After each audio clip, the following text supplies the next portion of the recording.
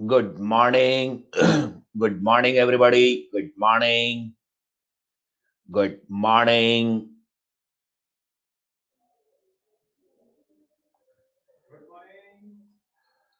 Good morning.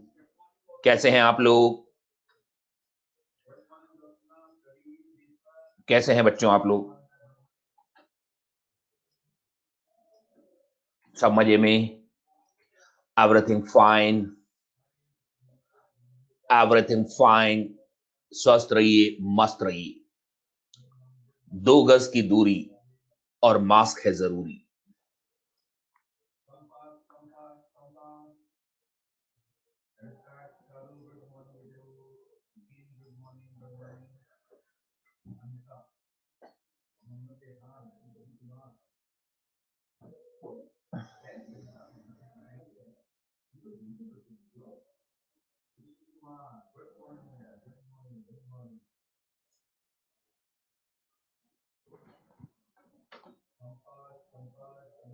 हाँ जी बच्चों, कल के वो क्वेश्चन कर लिए क्या आप लोगों ने?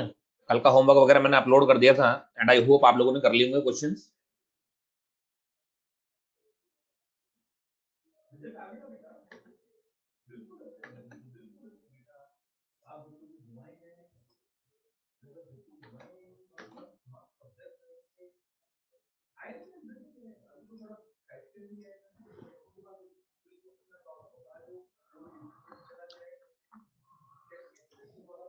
कल के हमारे मैटरवेव के कंसेप्ट चल रहे थे। अब तक जितनी भी मैटरवेव हमने स्टडी करी है वो सारी की सारी डी ब्रॉगली हाइपोथेसिस पर बेस्ड है। अब कोई भी हाइपोथेसिस हो, हम फिजिक्स में इतना इजीली उसको एकदम से एक्सेप्ट नहीं कर सकते जब तक कि उसका एक्सपेरिमेंटल वेरिफिकेशन ना हो जाए। तो मैटर वेव्स का एक्सपेरिमेंटल वेरिफिकेशन किया था डेविसन जर्मर ने। हम अब इसी की बात करने जा रहे हैं, डेविसन जर्मर एक्सपेरिमेंट।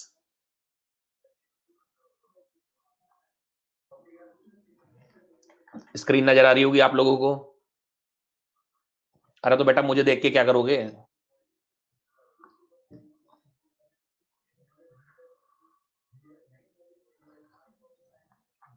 जिसको स्क्रीन स्लाइड दिखाई नहीं दे रही वो अपने गूगल क्रोम को रिफ्रेश कर ले। ये व्हाइट कलर की स्क्रीन नजर नहीं आ रही क्या तुम्हें? मेरे वीडियो की बात मत करो, वीडियो तो अभी मैंने चालू नहीं किया। अभी मैंने वीडियो स्टार्ट नहीं किया। आप तो मुझे बताएं, आवाज सुनाई दे रही है, स्लाइड दिखाई दे रही है?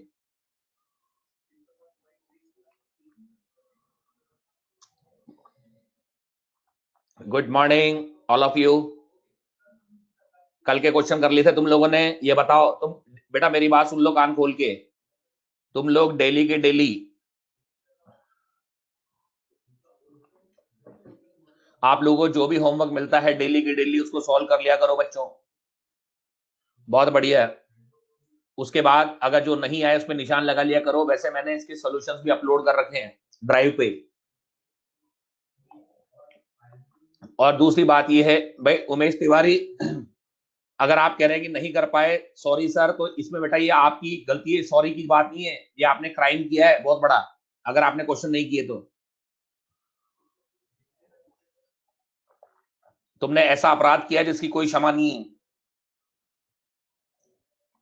मुझको एक्सक्यूज मत दो।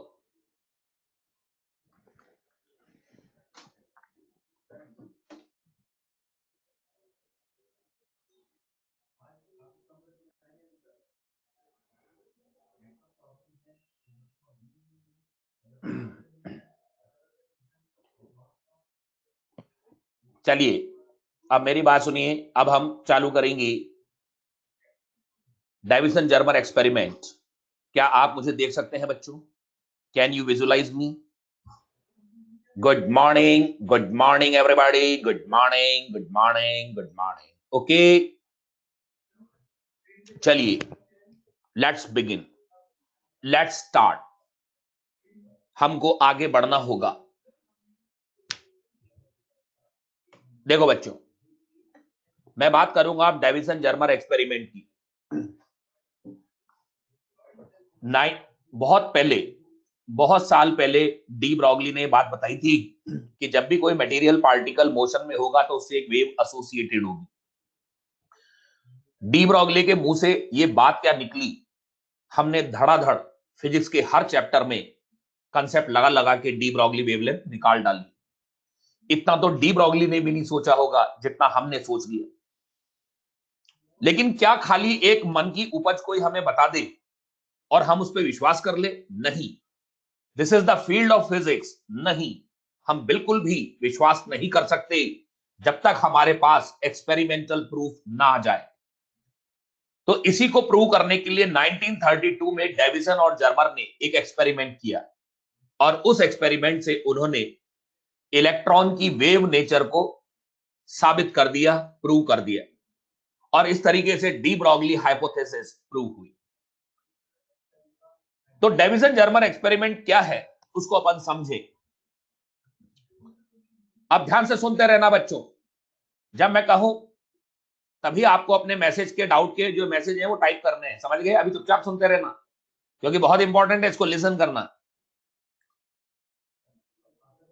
डेविसन और जर्मर ने डी ब्रॉगली की हाइपोथेसिस को प्रूव करने की ठानी। इनको एक मटेरियल पार्टिकल की वेव नेचर प्रूव करनी थी। वेव नेचर का मतलब क्रेस्ट या ट्रफ में चलना नहीं होता, कंप्रेशन या रेयरफैक्शन में चलना नहीं होता।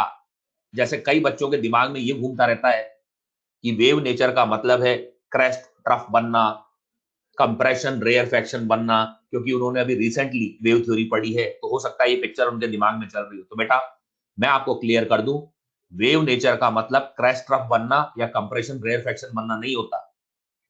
वेव नेचर का मतलब है वो वेव से रिलेटेड फिनोमिनास को एग्जिबिट करे, और वेव से रिलेटेड फिनोमिनास हैं इंटरफेरेंस, डिफ्रैक्शन, पोलराइजेशन एक्सेट्रा। तो यहां पर डेविसन और जर्मर ने पार्टिकल की डिफ्रैक्शन दिखाने की ठानी। अब एक बात ये अच्छी तरह जानते थे कि डिफ्रैक्शन पैटर्न तभी हासिल होता है जब अपर्चर की विड्थ उस पर आने वाले रेडिएशन की वेवलेंथ की ऑर्डर की हो, तभी हमें हासिल होता है डिफ्रैक्शन पैटर्न। ये मैं आपको पहले भी बोल चुका हूं। अगर ये अपने एक्सपेरिमेंट में कोई हैवी पार्टिकल यूज में ले लेते हैं तो उसकी वेवलेंथ इतनी छोटी आएगी कि उस साइज का अपर्चर अवेलेबल नहीं है। अगर उस साइज का अपर्चर अवेलेबल नहीं है तो ये कभी भी प्रूव नहीं कर पाएंगे। तो डेविसन जर्मर ने अपने एक्सपेरिमेंट में लाइट पार्टिकल को एज ए प्रोब यूज करने की ठानी। तो इनको तलाश थी एक लाइट पार्टिकल की जिसकी वेवलेंथ अवेलेबल अपर्चर की साइज की ऑर्डर की हो। इनकी तलाश जाकर पूरी हुई इलेक्ट्रॉन पर। एज ए प्रोब डेविसन और जर्मर ने इलेक्ट्रॉन को अपने एक्सपेरिमेंट में यूज में लिया। सबसे पहला काम था इलेक्ट्रॉन को लाना। इलेक्ट्रॉन को लाने के 4 मेथड मैंने आपको फोटो इलेक्ट्रिक इफेक्ट में बताए थे। Thermionic emission, field emission, secondary emission and photoelectric emission.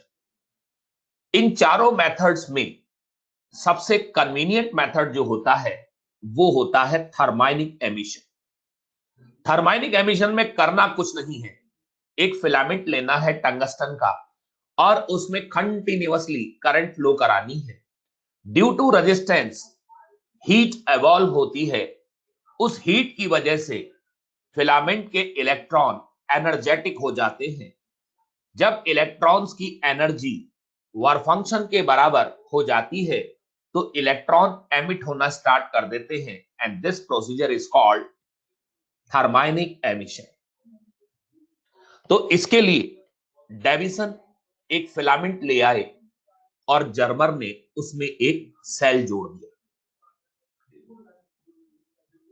भाई दोनों मिलजुल के कर रहे हैं एक्सपेरिमेंट तो मिलजुल के करेंगे ना बेटा। ये थोड़ी कि एक एक करता रहे एक्सपेरिमेंट और एक बैठा बैठा चाय पीता रहे, तो एक अजीब सी सिचुएशन क्रिएट हो जाती है, बड़ी एम्बैरेसिंग सिचुएशन होती तो डेविसन फिलामेंट ले आए और जर्मर ने उसमें सेल जोड़ दिया।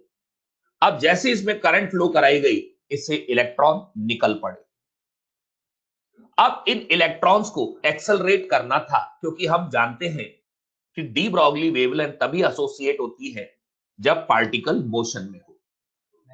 अब इलेक्ट्रॉन चार्ज पार्टिकल है, तो इस इलेक्ट्रॉन पर अगर इलेक्ट्रिक फील्ड अप्लाई कर दी जावे तो इलेक्ट्रॉन तो एक्सेलरेट होने ही है। तो इसके लिए इन्होंने फिलामेंट के अक्रॉस एक तो फिलामेंट और एक और इन्होंने प्लेट इलेक्ट्रोड लिया जो कि सिलेंड्रिकल फॉर्मेट में था, जिसकी एक्सिस पर एक फाइन नैरो होल था। उसके ऊपर हाई टर्मिनल वोल्टेज की एक बैटरी कनेक्ट कर दी, हाई टर्मिनल वोल्टेज की एक बैटरी कनेक्ट कर दी। ठीक है जी। हाई टर्मिनल वोल्टेज की बैटरी कनेक्ट करने से फायदा ये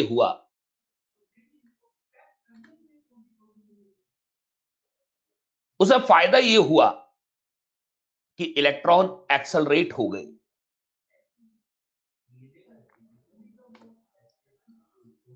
तो इलेक्ट्रिक फील्ड अगर अप्लाई कर दी जावे तो इलेक्ट्रॉन एक्सेलरेट हो जाएंगी और जो हम चाहते थे वो हमें हासिल हो जाएगा, यानी हमें हासिल हो गए एनर्जेटिक इलेक्ट्रॉन्स, और हमें हासिल हो गए एनर्जेटिक इलेक्ट्रॉन्स। ठीक है जी। अब मैं दोबारा से दिखा रहा हूं आपको, ये ध्यान से देखिए। ये टंगस्टन फिलामेंट, इसमें करंट फ्लो कराई गई, हीट इवॉल्व हुई, इलेक्ट्रॉन निकले। एक हाई टर्मिनल वोल्टेज की बैटरी हम लेकर आए, फिलामेंट को रख दिया लो पोटेंशियल पर और उसके सामने एक इलेक्ट्रोड लगा दिया गया जो कि सेमी सिलिंड्रिकल था और इसकी एक्सिस पर एक फाइन नैरो होल था।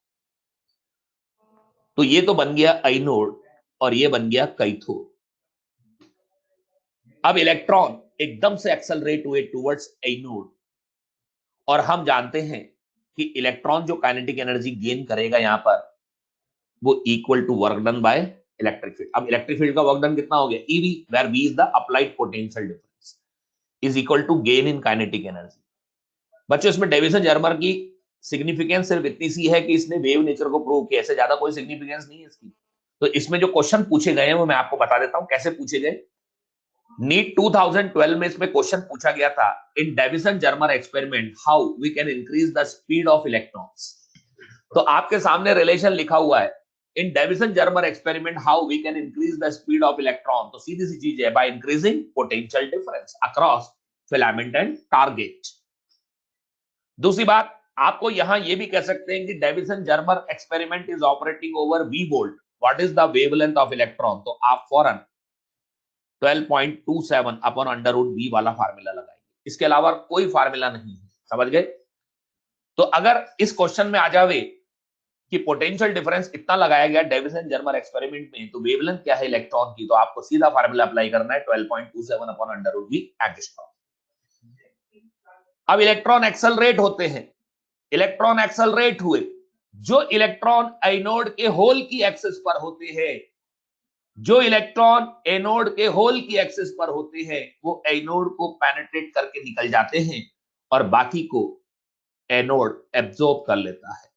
तो हमें एक फाइन नैरो बीम ऑब्टेन होती है, तो हमें एक फाइन नैरो बीम ऑब्टेन होती है ऑफ इलेक्ट्रॉन्स। ये इलेक्ट्रॉन बीम है कॉलीमेटेड। कॉलीमेटेड का मतलब है कि हर इलेक्ट्रॉन एक दूसरे के पैरेलल चल रहा है।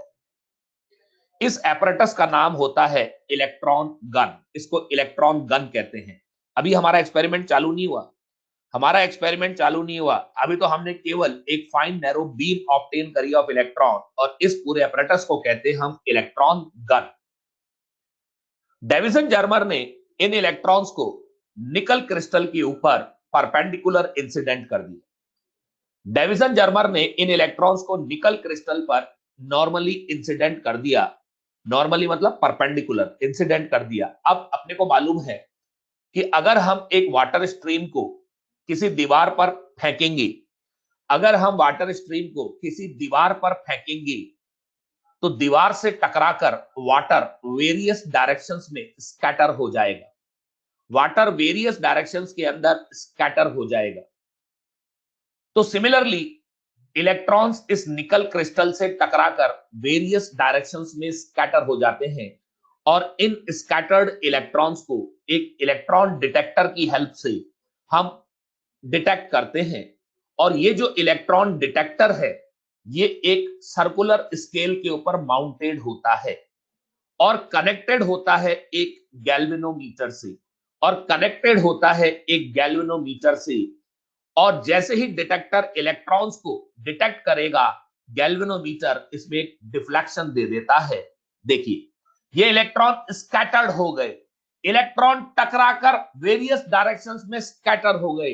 अब इन स्कैटर्ड इलेक्ट्रॉन्स को सर्कुलर स्केल पर माउंटेड एक इलेक्ट्रॉन डिटेक्टर से डिटेक्ट किया जाता है, जो कि कनेक्टेड होता है एक गैल्वेनोमीटर से। अब अगर मान लीजिए ये जो सिचुएशन मैंने दिखा रखी है, इसमें इसने इलेक्ट्रॉन को डिटेक्ट किया, तो इंसिडेंट रे और स्कैटर्ड रे के बीच में जो एंगल बनता है इसको कहते हैं स्कैटरिंग एंगल। इसको कहते हैं स्कैटरिंग एंगल। तो इसमें इन्होंने जो ऑब्जर्वेशन ली थी वो ये थी कि इन्होंने वेरियस स्कैटरिंग एंगल्स पर करंट का मेजरमेंट किया। गैल्वेनोमीटर की जो करंट आ रही थी उसका मेजरमेंट किया।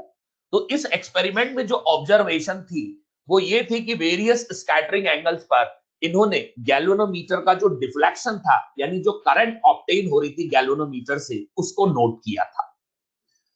और इन्होंने एक बहुत ही इंटरेस्टिंग फैक्ट यहां पर देखा कि जब एक्सेलरेटिंग वोल्टेज होता है 54 वोल्ट, तो current theta equals to 50 degree पर मैक्सिमम आती है। अब ये एक्सपेरिमेंट इन्होंने बार बार रिपीट किया और हर बार उनको 50 डिग्री एंगल पर ही मैक्सिमम करंट ऑब्टेन हो रही थी। तब इन्होंने यूं कहा कि अगर इलेक्ट्रॉन सिर्फ एक पार्टिकल की तरह बिहेव कर रहा होता तो जब भी मैं एक्सपेरिमेंट रिपीट करता, मैक्सिमम करंट का एंगल वेरी करना चाहिए था, लेकिन हमेशा मेरे को 50 डिग्री एंगल पर ही क्यों करंट मैक्सिमम मिल रही है? हो ना हो, ये डिफ्रैक्शन है। एक्चुअली क्या होता है, ये हमारे निकल क्रिस्टल के एटम्स हैं, ये निकल क्रिस्टल के एटम्स है। तो यहां पर इलेक्ट्रॉन जब इन एटम से टकराता है तो डिफ्रैक्ट होता है, और जब इलेक्ट्रॉन स्कैटर होता है एटम से तो आपस में मिलता है। अगर इलेक्ट्रॉन सेम फेज में मिलता है तो कंस्ट्रक्टिव इंटरफेरेंस, वहां करंट मैक्सिमम, और अगर अपोजिट फेज में मिलता है तो डिस्ट्रक्टिव इंटरफेरेंस, जहां करंट मिनिमम। तो एक्चुअली हमेशा 50 डिग्री स्कैटरिंग एंगल पर करंट मैक्सिमम मिलने के पीछे रीजन ये है कि इलेक्ट्रॉन एटम से स्कैटर होके सेम फेज में इंटरफेरेंस कर रहे हैं, कंस्ट्रक्टिव इंटरफेरेंस कर रहे हैं। ठीक है जी। तब इनको दिख गया कि हम बिल्कुल प्रूव करने के करीब हैं और किसी भी वक्त हम इसको प्रूव कर सकते हैं। ठीक है जी।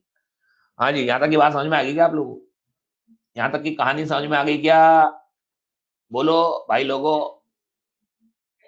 बोलो रे, आ गया? ये है भाई इसकी कहानी, डेविसन जर्मर एक्सपेरिमेंट।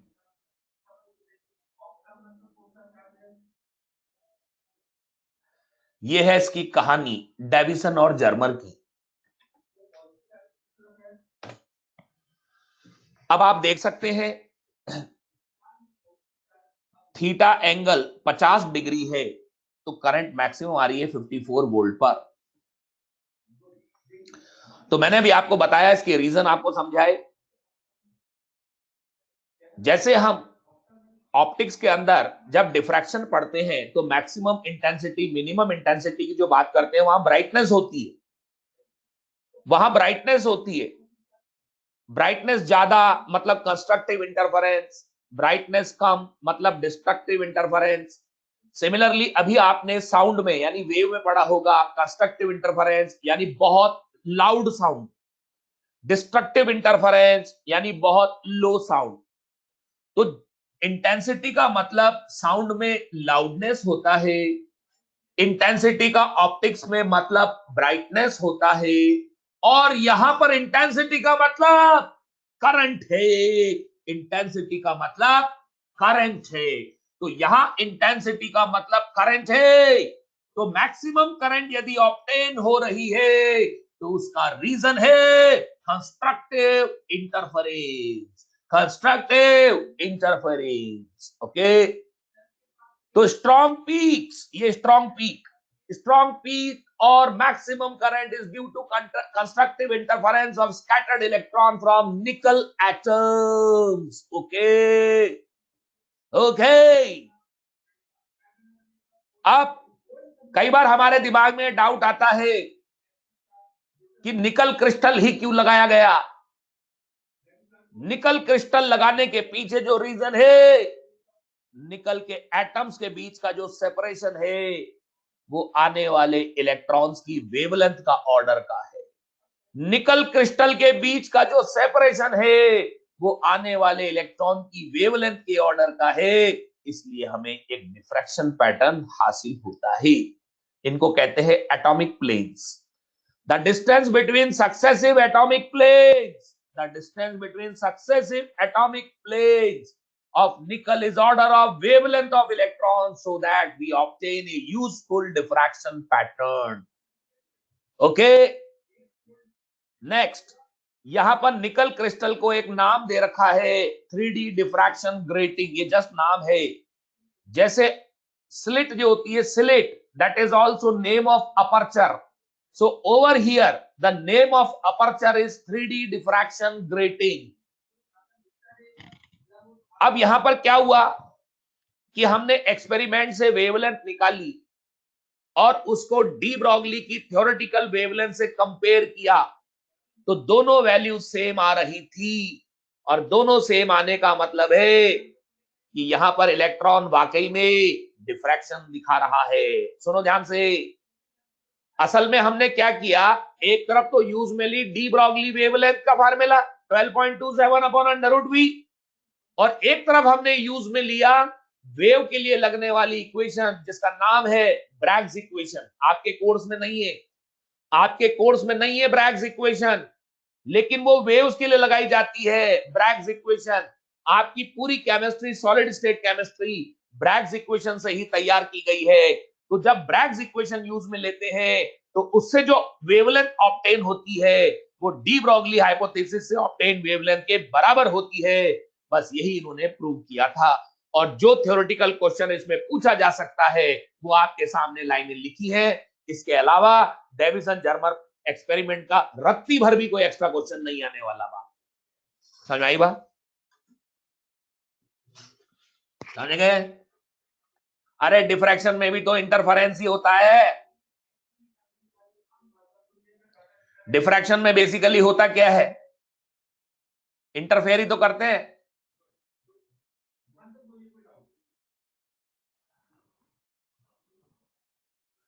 देखो बच्चों, पहले जब एम्स हुआ करती थी तो ब्रैग्स इक्वेशन आया करती थी। अब ब्रैग इक्वेशन है ही नहीं तुम्हारे कोर्स में, हालांकि मैं बता दूंगा अभी आपको, चिंता मत करो आप।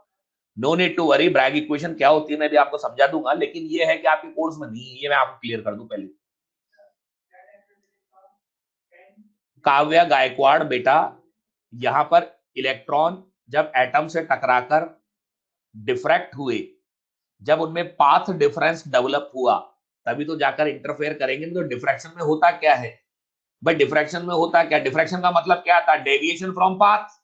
Diffraction means deviation from path, और फिर आगे जाके मिल जाए तो इंटरफेरेंस, आगे जाकर मिल जाए तो इंटरफेरेंस। ठीक है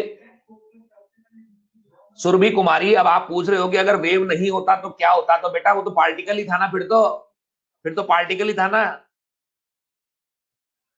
Yes, diffraction is a type of interference. Yes, that is correct.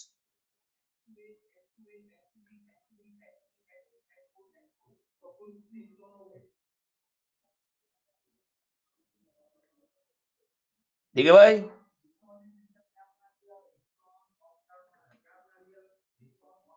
देखो जैसे थ्योरेटिकली इन्होंने जो इक्वेशन यूज में ली थी वो थी ब्रैग्स इक्वेशन। 54 वोल्ट हमें मिल गया, यहाँ पे 54 वोल्ट पे देखा अभी हमने मैक्सिमम करंट, तो हमने वेवलेंथ का फार्मूला अप्लाई किया तो हमें रिजल्ट हासिल हुआ 1.67 एंगस्ट्रॉम। तो थ्योरेटिकली हमें वेवलेंथ हासिल हुई 1.67 एंगस्ट्रॉम। एक्सपेरिमेंटली जब हमने फाइंड की तो ब्रैग इक्वेशन लगाई, ये है Bragg's equation 2d sin phi equals to n lambda, इसको कहते हैं ब्रैग्स इक्वेशन। ये सक्सेसिव एटॉमिक प्लेन्स है, इनके बीच का सेपरेशन होता है स्मॉल डी। ये जो डी लिखा हुआ है ना इसमें स्मॉल डी, ये सक्सेसिव एटॉमिक प्लेन्स की डिस्टेंस है। फाई एंगल जो होता है वो ग्लांसिंग एंगल होता है, ये वाला angle, this is the glancing angle. Lambda अपन जानते हैं, एन जो है ऑर्डर ऑफ डिफ्रैक्शन है, यानी कौन सा है, फर्स्ट मैक्सिमा सेकंड मैक्सिमा, वो है ये ऑर्डर ऑफ डिफ्रैक्शन। इसमें हमेशा n इक्वल टू 1 पे ही मैक्सिमम करंट ऑब्टेन होती है, ठीक है ना। तो एक्सपेरिमेंटली जब हमने इसको यूज में लिया तो एक्सपेरिमेंटल वेवलेंथ आई 1.65 एंगस्ट्रॉम और थ्योरेटिकल 1.67 एंगस्ट्रॉम, ठीक है। ब्रैग इक्वेशन जैसे आप कह रहे हो, एक बच्चा कह रहा है कि भाई मेजर उसमें आता है, मेजर टेस्ट में आ जाता है, तो बेटा ये ना 2d sin phi बता दिया आपको, ग्लांसिंग एंगल है, अब वैल्यू तो रखनी है, वैल्यू तो रख सकते हो आप भी। तो बहुत सिंपल सा फार्मूला है 2d sin phi equals to n lambda, n is the order of diffraction. आप d की वैल्यू रखो, phi की वैल्यू रखो, लैम्डा आ जाएगा, ठीक है ना। सिंपल सा है। वैसे ब्रैग इक्वेशन का क्वेश्चन आ भी जावे आपके मेजर में तो आप लगा सकते हो, कोई दिक्कत नहीं, ठीक है। सुरभि कुमारी, अगर ये वेव नेचर नहीं होता तो भी मैक्सिमम करंट मिलती सही कहीं ना कहीं, लेकिन हमेशा एक एंगल पर नहीं आती, ठीक है भाई। मैंने आपको बता दिया है, ब्रैग इक्वेशन में आप वैल्यू रखिए आराम से, आपको पता है ये फाई एंगल कौन सा है, ग्लांसिंग एंगल है, डी आपको पता है, एन आपको पता है, वैल्यू रख देना, आ जाएगा वेवलेंथ, ठीक है भाई। नहीं आपको कोई जरूरत नहीं है मोहम्मद शाहबाज, आपको ये थ्योरेटिकल और एक्सपेरिमेंटल वेवलेंथ याद रखने की कोई आवश्यकता नहीं है। ये तो आपको जो डेविसन जर्मन ने बताया था वो चीज लिखी हुई है आपके सामने, ठीक है जी, क्लियर।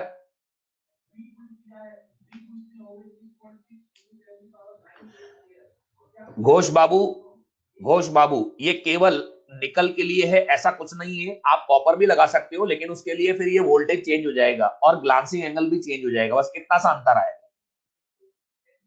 लेकिन हम उस एक्सपेरिमेंट की बात कर रहे हैं जो डेविसन जर्मर ने किया था। अगर उन्होंने निकल लगाया था तो हम निकल ही लगाएंगे, अगर उन्होंने 54 वोल्ट पर मैक्सिमम करंट ऑब्टेन करी थी तो हम उसी पर ऑब्टेन करेंगे, ठीक है जी। कोई जरूरी नहीं है निकल ही ले, आप कोई और मेटल भी लगा सकते हैं, लेकिन मैं ये गारंटी नहीं देता कि मैक्सिमम करंट 54 वोल्ट पे आएगी, वह वैल्यू डेफिनेटली चेंज होगी, क्योंकि हर क्रिस्टल के लिए इंटर एटॉमिक डिस्टेंस डिफरेंट होती है, ठीक है भाई। डेविसन जर्मर एक्सपेरिमेंट तो आएगा, नीट में आएगा, लेकिन ये जो मैंने बातें लिखी है गिनी चुनी टू द पॉइंट, इनमें से पूछा जाएगा, ये मेरी गारंटी है, ये मेरी श्योरिटी है। 50 डिग्री ग्लांसिंग नहीं है, 50 डिग्री तो स्कैटरिंग एंगल है,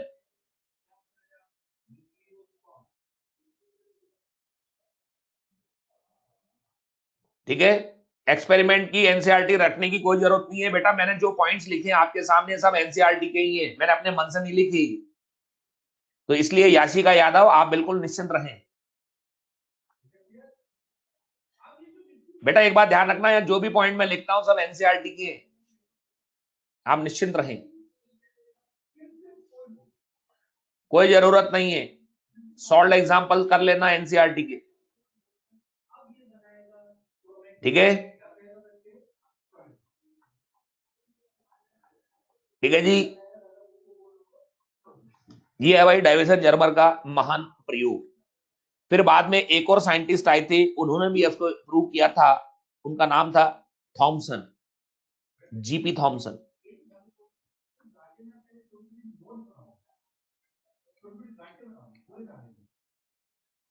जीपी थॉमसन ने भी इसको प्रूव किया था, ठीक है। Also proved diffraction of electrons. वैसे नाम याद रखना इसका, इन्होंने प्रूव किया था, बट डिफ्रैक्शन दिखाया था इलेक्ट्रॉन्स का भाई। एक तो डेविसन जर्मर, फिर लेटर ऑन जीबी थॉमसन, इन्होंने भी दिखाया था। ठीक है जी। बेटा प्लम पुडिंग वाले हैं जे थॉमसन, वो अलग है, वो एटॉमिक स्ट्रक्चर वाले अलग है, जे थॉमसन, समझ गए। हाँ ये पूरा एनसीईआरटी में है, ये सारी चीजें जो मैं लिखी है आपके सामने। ठीक है भाई।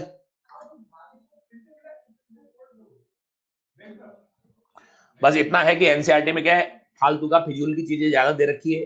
एनसीईआरटी में जब आप खुद स्टडी करोगे तो सिर पैर समझ में नहीं आएगी कौन किधर है, तो बस उनको सुलझा सुलझा के लिख दिया मैंने यहाँ। उन सारी एनसीईआरटी की बातों को मैं बस सुलझा के आपके सामने एक्सप्लेन कर देता हूँ। ठीक है जी। इसलिए आपको कोई तकलीफ नहीं होगी एनसीईआरटी पढ़ने में भी, अगर पढ़ना चाहें तो, लेकिन मेरे हिसाब से वेस्टेज ऑफ टाइम। ठीक है ना। चलो अब बात करते हैं इलेक्ट्रॉन माइक्रोस्कोप की। बस नाम आता है बेटा आपके, इलेक्ट्रॉन माइक्रोस्कोप की वर्किंग आपके कोर्स में नहीं है, ज्यादा दिमाग में मत लगाना। इलेक्ट्रॉन माइक्रोस्कोप का क्या वर्किंग है मैं आपको थोड़ा सा समझा दूं। देखो रिजॉल्विंग पावर किसको कहते हैं, limit to which we want to see is determined by the wavelength of light used by optical instrument. अगर हमें किसी ऑब्जेक्ट को देखना है तो ये इस बात पे डिपेंड करता है कि ऑप्टिकल इंस्ट्रूमेंट में हमने कितनी वेवलेंथ यूज में ली है, वो रिजॉल्विंग पावर होती है। रिजॉल्विंग पावर जो है वेवलेंथ के इनवर्सली प्रोपोर्शनल होती है, यानी वेवलेंथ जितनी बड़ी होगी रिजॉल्विंग पावर उतनी ही कम होती जाएगी। जैसे अगर आप 4000 एंगस्ट्रॉम से 7500 एंगस्ट्रॉम यूज में ले रहे हैं जो कि विजिबल लाइट है, so we cannot see at atomic scale visible spectrum of light। अब अगर मान लो विजिबल लाइट है, उसकी वेवलेंथ है 4000 एंगस्ट्रॉम से 7500 एंगस्ट्रॉम। अब एटॉमिक साइज होती है बेटा 1 एंगस्ट्रॉम। एटॉमिक साइज जो होती है वो 1 एंगस्ट्रॉम ऑर्डर की होती है। तो अगर मैं विजिबल लाइट डालूं, ऑप्टिकल इंस्ट्रूमेंट में विजिबल लाइट यूज में लेते हैं, तो ऑप्टिकल इंस्ट्रूमेंट में अगर मैं विजिबल लाइट डालूं तो 1 एंगस्ट्रॉम के जो साइज के जो ऑब्जेक्ट है वो बिल्कुल नहीं देख सकता। तो इसका मतलब ये है कि अगर वेवलेंथ बहुत कम है तो मुझे रिजॉल्विंग पावर बढ़ानी होगी। तो इसके लिए मुझे ऐसा इंस्ट्रूमेंट यूज में लेना है जो ऐसी वेव यूज में लेता हो जिसकी साइज 1 एंगस्ट्रॉम हो, और वो है इलेक्ट्रॉन माइक्रोस्कोप, क्योंकि इलेक्ट्रॉन माइक्रोस्कोप में इलेक्ट्रॉन की वेवलेंथ 1 एंगस्ट्रॉम ऑर्डर की जा सकती है। तो electrons accelerated with high voltages can have wavelength order of 0.1 angstrom to 10 angstrom and can be used to see the detail of atomic scale। ठीक है जी। असल में किसी भी इंस्ट्रूमेंट से कोई भी ऑब्जेक्ट अगर आपको देखना है तो इस बात पे डिपेंड करता है कि आने वाले रेडिएशन की वेवलेंथ क्या है। या अपन सीधी सी बात करें, जिस भी ऑब्जेक्ट को आपको देखना है उसकी साइज उस पर आने वाली वेव की वेवलेंथ की ऑर्डर की हो तो ही आप उसको रिजॉल्व कर सकते हैं। अब मान लो 1 एंगस्ट्रॉम साइज है, मान लो ऑब्जेक्ट की साइज है 1 एंगस्ट्रॉम, ऑब्जेक्ट की साइज है 1 एंगस्ट्रॉम, अब उस पर वेवलेंथ डाल रहे हो 4000 एंगस्ट्रॉम, तो आप कभी नहीं देख पाओगे। तो अगर एटॉमिक साइज है 1 एंगस्ट्रॉम तो उस पे 1 एंगस्ट्रॉम की वेवलेंथ जब आप डालोगे तो ही आप उसको रिजॉल्व कर सकते हो, अदरवाइज आप उसको रिजॉल्व नहीं कर सकते। ठीक है। तो इलेक्ट्रॉन माइक्रोस्कोप उन ऑब्जेक्ट्स को भी देख लेता है जिनकी साइज 0.1 एंगस्ट्रॉम से 10 एंगस्ट्रॉम के बीच में हो। हालांकि फार्मूले वगैरह तो सब वही लगते हैं। This is the basis of electron microscope to see the detailed structure of atoms, molecule, crystal, cells और बैक्टीरिया वायरसेस। आपकी बायोलॉजी में बैक्टीरिया वायरसेस की जो इमेज बनती है वो सब इलेक्ट्रॉन माइक्रोस्कोप से ही बनती है। Electron microscope uses wave nature of electron, और अगर इलेक्ट्रॉन माइक्रोस्कोप का कोई भी क्वेश्चन आता है तो आपको यही फार्मूला लगाना है 12.27 upon under root B angstrom, बस इसके अलावा कुछ नहीं। ठीक है भाई, आगे बात समझ में। ये है इलेक्ट्रॉन माइक्रोस्कोप की कहानी। तो आप तो बेसिक बात याद रखना, electron microscope uses wave nature of electron, और इलेक्ट्रॉन की वेवलेंथ 0.1 एंगस्ट्रॉम से 10 एंगस्ट्रॉम की जा सकती है, इसीलिए हम यहाँ पर देख सकते हैं। अभी आपने देखा नहीं डेविसन जर्मर एक्सपेरिमेंट में थ्योरेटिकल वेवलेंथ कितनी आई, 1.65 एंगस्ट्रॉम, तो 1 एंगस्ट्रॉम ऑर्डर हो गया ना। ये है बात। ठीक है। अगर इलेक्ट्रॉन माइक्रोस्कोप का क्वेश्चन आएगा और वोल्टेज दे रखा हो तो 12.27 अपॉन अंडर रूट बी लगाना बेटा, इसके अलावा कुछ नहीं है। ओके, चलो आगे बढ़ते हैं। देखो एटॉमिक स्ट्रक्चर के लिए सर नील्स बोहर ने भी अपने अपने कुछ पॉस्टुलेट्स दिए थे, और उन्हीं पॉस्टुलेट्स में से सर नील्स बोहर का एक पॉस्टुलेट था angular momentum quantization. Sir Niels Bohr ने कहा था कि किसी भी ऑर्बिट के अंदर अगर इलेक्ट्रॉन को रहना है, या हम सीधी सी बात करें, किसी भी इलेक्ट्रॉन के लिए केवल वही ऑर्बिट्स परमिसिबल है जहां इलेक्ट्रॉन का एंगुलर मोमेंटम, हम जानते हैं पार्टिकल के लिए एंगुलर मोमेंटम होता है mvr, where n is the number of orbit, या हम कहें प्रिंसिपल क्वांटम नंबर। तो बोहर ने हमें बताया था कि इलेक्ट्रॉन उन्हीं ऑर्बिट्स में रिवोल्यूशन कर सकता है जहां एंगुलर मोमेंटम h अपॉन 2 पाई का इंटीग्रल मल्टीपल हो, h अपॉन 2 पाई का इंटीग्रल मल्टीपल हो। मतलब अगर फर्स्ट ऑर्बिट की बात करते हैं तो एंगुलर मोमेंटम हो h अपॉन 2 पाई, सेकेंड ऑर्बिट की बात करते हैं तो एंगुलर मोमेंटम h अपॉन 4 पाई, ये 2 इंटू h अपॉन 2 पाई। थर्ड ऑर्बिट अगर है तो 3h अपॉन 2 पाई, ठीक है जी। यानी किसी भी ऑर्बिट में रहे इलेक्ट्रॉन, उसका एंगुलर मोमेंटम जो है वो मिनिमम वैल्यू यानी h अपॉन 2 पाई का इंटीग्रल मल्टीपल होगा। इसको कहते हैं एंगुलर मोमेंटम क्वांटाइजेशन, यानी इलेक्ट्रॉन का एंगुलर मोमेंटम क्वांटाइज्ड होता है। ये बात बिल्कुल सही थी, लेकिन जब सर नील्स बोहर से पूछा गया कि ये कैसे आप लेके आए हैं, कैसे इसको प्रूव किया है आपने, कैसे डिराइव किया है, तो इसको डिराइव करके बताइए। बड़े ताज्जुब की बात है, सरप्राइजिंगली सर नील्स बोहर ने खुद ने ये रिलेशन दिया था, लेकिन खुद ही इसको एक्सप्लेन नहीं कर पाए। तो बोहर मॉडल पर भी खतरा आ गया था, इसको भी रूल आउट होने की तैयारियां चल रही थी, लेकिन मीनवाइल डी ब्रॉगली ने इसको अपने कंसेप्ट से एक्सप्लेन किया। डी ब्रॉगली ने कहा कि जब भी इलेक्ट्रॉन ऑर्बिट में चलता है तो वो एक स्टैंडिंग वेव की तरह बिहेव करता है। जब भी इलेक्ट्रॉन किसी ऑर्बिट में चलता है तो वो एक स्टैंडिंग वेव की तरह होता है। स्टैंडिंग वेव या स्टेशनरी वेव, आपने वेव्स में पढ़ा होगा। स्टैंडिंग वेव या स्टेशनरी वेव वो होती है जिसके अंदर वेव अपने ही प्लेस पर ऑसिलेट करती है, लेकिन उसके अंदर एनर्जी का वन प्लेस से अदर प्लेस पर एनर्जी प्रोपेगेशन नहीं होता। आपने पढ़ा होगा सोनोमीटर, ऑर्गन पाइप, ठीक है जी। तो डी ब्रॉगली ने कहा कि इलेक्ट्रॉन सिर्फ उन्हीं ऑर्बिट्स, यानी इलेक्ट्रॉन जब रिवॉल्व करता है तो उसका बिहेवियर स्टैंडिंग वेव की तरह होता है। दूसरी बात, for electron only those orbits are permissible where the length of the orbit or circumference is integral multiple of its wavelength। De Broglie ने यह भी बात बोली कि इलेक्ट्रॉन के लिए सिर्फ वही ऑर्बिट्स परमिसिबल होंगी जहां ऑर्बिट की लेंथ या सरकमफरेंस इलेक्ट्रॉन की वेवलेंथ की इंटीग्रल मल्टीपल हो। अब ये बात बड़ी अजीब सी थी, लोगों ने पूछा कि क्या कहना चाहते हैं, तो एक्चुअली डी ब्रॉगली ये कहना चाह रहे थे कि अगर मैं एक वेव ट्रेन बनाऊं, देखिएगा ये एक वेव ट्रेन बनाऊं, तो जैसे ये फर्स्ट नंबर का पार्टिकल है, इसके साथ सेम फेज वाला पार्टिकल ये होगा पॉइंट नंबर 2, जिनके बीच की डिस्टेंस लैम्डा। फिर पॉइंट नंबर 3 सेम फेज वाला जो फर्स्ट पार्टिकल के साथ सेम फेज में, वो 2 लैम्डा डिस्टेंस पर है। सिमिलरली 4 नंबर का पार्टिकल जो कि होगा फर्स्ट पार्टिकल से 3 लैम्डा डिस्टेंस पर। असल में होता क्या है कि हमारी जो ऑर्बिट है, या मैं एक सिंपल सी बात करूं, अगर मान लो मैं किसी स्ट्रिंग के अंदर एक स्टैंडिंग वेव प्रोड्यूस करता हूं तो वो इस तरीके की बनेगी स्टैंडिंग वेव। ये देखिए इस तरीके की स्टैंडिंग वेव होगी, ये नोड्स होंगे।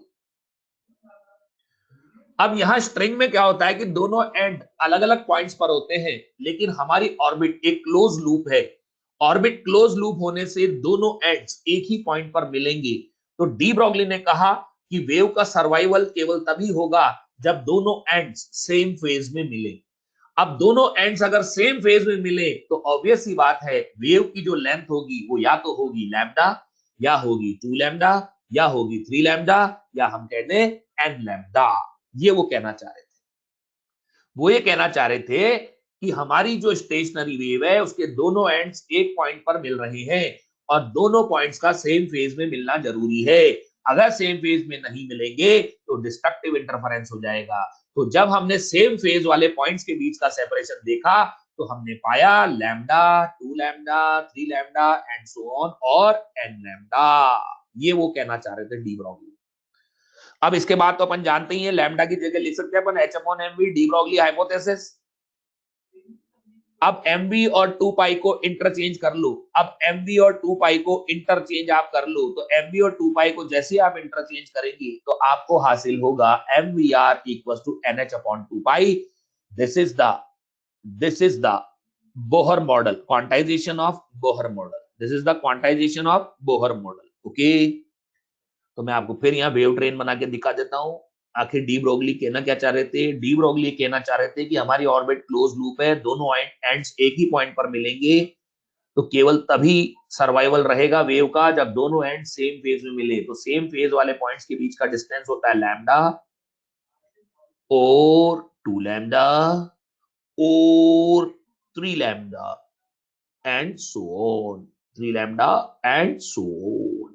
ठीक है जी, ये वो कहना चाह रहे थे। ठीक है, तो 2 pi R equal to N lambda. तो यहां पर एन जो है ऑर्डर ऑफ ऑर्बिट, ऑर्डर का मतलब कौन से नंबर की ऑर्बिट है। कई बार क्या होता है बेटा, यहाँ पर रेडियस वगैरह भी पूछ लेते हैं, तो रेडियस जो होगी nth ऑर्बिट की बोहर मॉडल में वो होती है 0.529 n square upon z angstrom. आप लोग सब जानते होंगे लेकिन मैंने फिर भी लिख दिया, लेकिन हमारे न्यूमेरिकल्स के लिए ये रिलेशन इंपॉर्टेंट है। आपके फिजिक्स में जितने भी न्यूमेरिकल आएंगे वो 2 pi R N equal to N lambda पर बेस्ड होंगे सारे के सारे। ठीक है जी, ये है हमारी बोहर की क्वांटाइजेशन कंडीशन। ठीक है भाई। अब जैसे फर्स्ट ऑर्बिट की बात करें, अगर मान लो मेरे पास फर्स्ट ऑर्बिट है तो फर्स्ट ऑर्बिट में सिंगल वेव होगी, एक कंप्लीट वेव होगी। ठीक है जी, तो ऐसे दिखाई देगी। सेकंड ऑर्बिट के अंदर 2 कंप्लीट वेव्स होंगी इस तरीके से, 1 2। ठीक है जी, तो हमें ऐसी नजर आएगी। थर्ड ऑर्बिट के अंदर 3 कंप्लीट वेव्स होंगी तो ऐसी नजर आएगी।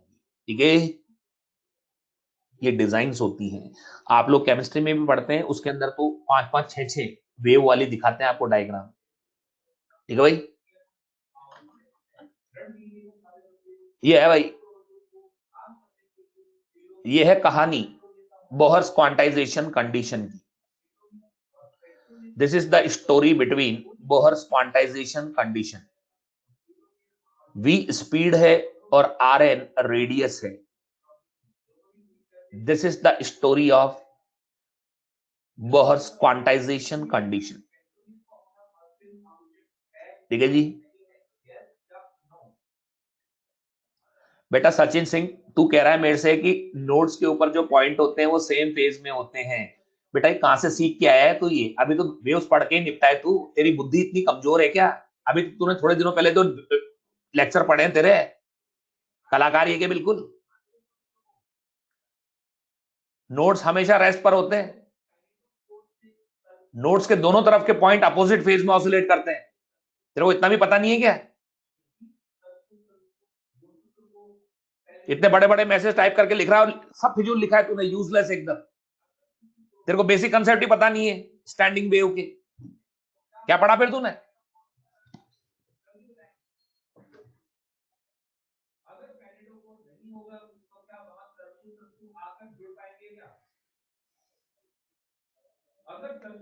देखो मोहम्मद शाहबाज खान, जब इलेक्ट्रॉन अलग अलग ऑर्बिट्स में होता है, एन की वैल्यू अगर मैं चेंज करूं 1 2 3 4 तो उसमें स्पीड भी अलग आती है, रेडियस भी अलग आती है, समझ गए ना? इसलिए अगर मैं किसी पर्टिकुलर ऑर्बिट की बात कर रहा हूं तो मेरे को उसी की स्पीड लिखनी होगी, उसी की रेडियस लिखनी होगी। ठीक है भाई, समझ गए? शाबाश श्रेया। बेटा श्रेया, यहाँ कोई कंटेंट से रिलेटेड कोई डाउट हो तो पूछ लो बेटा। श्रेया श्रीवास्तव, ये फालतू के मैसेज टाइप मत करो, बंद कर दो मैसेज टाइप करना।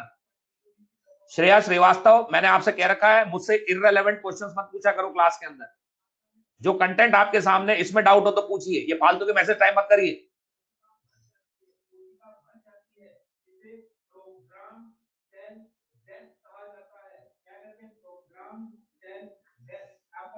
ठीक है भाई, ये है बोहर्स क्वांटाइजेशन कंडीशन। अब इसमें हमारे फिजिक्स के क्वेश्चन कैसे बनेंगे वो देखिए।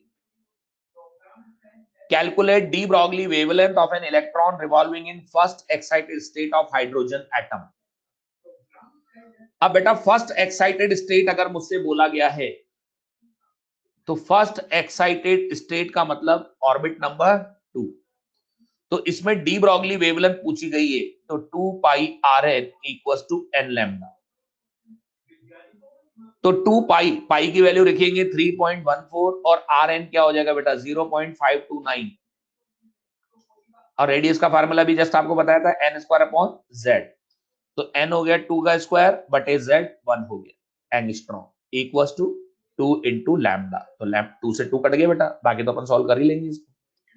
तो लैम्डा इक्वल टू हो गया 3.14 इंटू 0.529 इंटू 4 एंगस्ट्रॉम। मल्टीप्लाई कर लेना, आ जाएगा आंसर। ठीक है, या आप कर सकते हैं तो कर लो मल्टीप्लाई।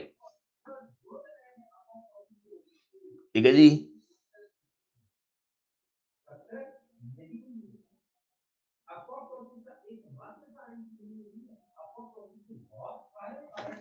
सिक्स 6.23 आ रहा है क्या? ठीक है, ओके। 6.24 angstrom approximately. ओके, ऐसे निकाले जाएंगे बेटा इसके क्वेश्चंस के आंसर्स। जेड स्क्वायर कहां लिया बेटा? एन स्क्वायर तो जानता नहीं है क्या फार्मूला? अभी तेरे सामने तो लिखा है मैंने जस्ट। रेडियस का फार्मूला नहीं जानता क्या? ये देखे ना, ये लिखा है ना बेटा। बहुत ही अजीब सी स्थिति मेरे को दिखाई दे रही है बेटा। आपको रेडियस के फार्मूले, ये तो बेसिक फार्मूले हैं एटॉमिक स्ट्रक्चर के। जैसे मैं कहूं तुमसे कि what is the density of water, तो बेसिक बात है, ये तो याद होनी चाहिए आपको।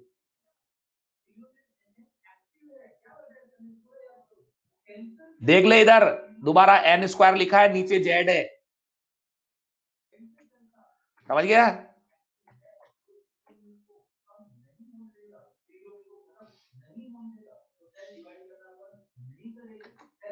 और देखो, wavelength of an electron revolving in third orbit of hydrogen atom is lambda. Calculate the circumference of third Bohr orbit.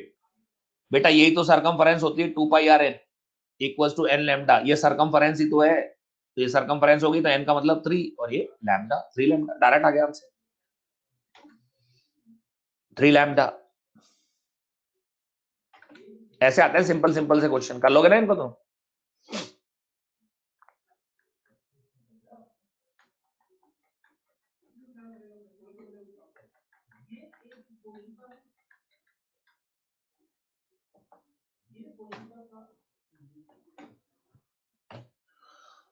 अब अगर कोई पार्टिकल बहुत हाई स्पीड से चलता है तो उसको कहते हैं relativistic particle. Speed of particle is very high, then mass of the particle increases.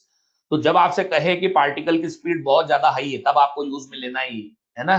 तो इसमें अपने को मालूम है, according to the theory of relativity, M not upon under root 1 minus we square upon C square.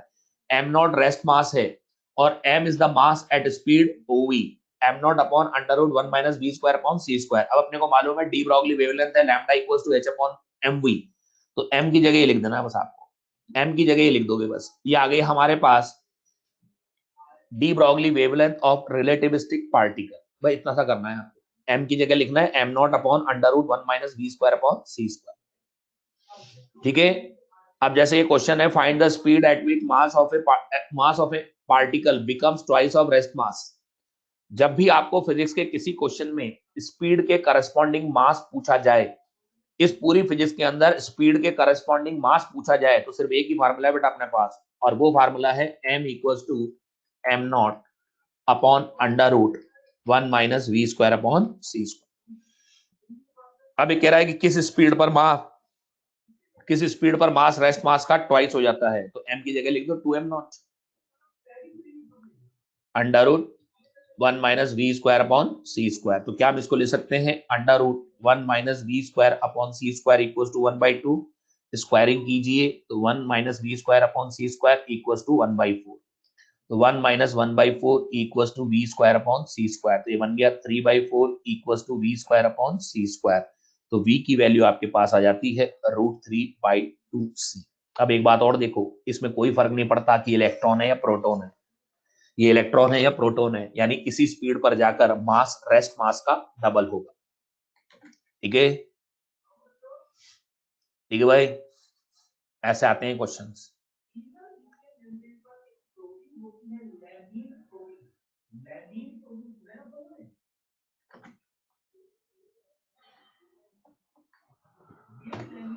अब बच्चों हम बिल्कुल आखिर में आ चुके हैं। एनसीईआरटी में कुछ थ्योरेटिकल पॉइंट्स दे रखे हैं, उन्होंने तो उलझा के बोल रखा है, मैं थोड़ा सुलझा के आपको समझा देता हूं। ये कुछ पॉइंट्स हैं, इनको याद रख लेना, टू रिमेंबर है, ठीक है ना। देखो बच्चों, जब कोई पार्टिकल मोशन में होता है तो उसके साथ एक नहीं बहुत सारी वेवलेंथ्स एसोसिएटेड होती हैं, और ये पूरी वेवलेंथ्स एक छोटे से वॉल्यूम के अंदर कन्फाइंड होती है। ये है हमारा ग्रुप। तो हमारा जो पार्टिकल है जब वो मोशन में होता है तो उसके साथ एक सिंगल वेवलेंथ नहीं होती, उसके साथ वेवलेंथ का एक ग्रुप होता है, और इस ग्रुप को कहते हैं हम वेव ग्रुप और वेव पैकेट। इस वेव पैकेट के अंदर भी जहां एम्पलीट्यूड लार्ज होता है, आप देख सकते हैं एम्पलीट्यूड लार्ज हो रहा है बेटा, तो जहां एम्पलीट्यूड लार्ज होता है पार्टिकल के मिलने की पॉसिबिलिटी ज्यादा होती है। ये पॉइंट्स याद रखना बस आपको। तो सबसे पहली तो पिक्चर दिमाग में बिठाओ कि पार्टिकल जब चलता है तो उसके साथ एक सिंगल वेव एसोसिएटेड नहीं होती, उसके साथ वेवलेंथ का एक ग्रुप होता है जो कि एक छोटे से वॉल्यूम में कन्फाइंड होता है। इसको कहते हैं वेव ग्रुप और वेव पैकेट। और इस वेव ग्रुप में जहां एम्पलीट्यूड लार्ज होता है वहां पर पार्टिकल के मिलने की पॉसिबिलिटी लार्ज होती है। इस ग्रुप की जो वेलोसिटी है, ये जो पूरा ग्रुप चलता है, इस पूरे ग्रुप की जो वेलोसिटी है वो पार्टिकल की वेलोसिटी के बराबर होती है। इस ग्रुप की जो वेलोसिटी होती है वो पार्टिकल की वेलोसिटी के बराबर होती है। पार्टिकल जिस वेलोसिटी से चल रहा है ग्रुप की वेलोसिटी भी उसी के बराबर होती है। इसका फार्मूला होता है डी ओमेगा अपॉन डी के। ये याद रखना बेटा, डी ओमेगा अपॉन डी के इक्वल्स टू वी पार्टिकल। ये अपनी एनसीईआरटी के पॉइंट्स है जो कि एम्स में है ना, पिछले 3-4 साल लगातार आए थे ये क्वेश्चन। बस यही है कि अपने नीट में कभी नहीं पूछा गया, नीट में कभी पूछा नहीं गया, लेकिन एम्स के अंदर कंटिन्यू आए थे। तो बेटा फार्मूला याद रखना, इसका ओमेगा बटे के नहीं होता, इसका फार्मूला होता है डी ओमेगा बटे डी के। दूसरी बात, एक होती है फेज वेलोसिटी। फेज वेलोसिटी का मतलब होता है speed of single wave. Phase velocity का मतलब होता है, फेज वेलोसिटी मतलब velocity of single wave, velocity of single wave, ठीक है जी।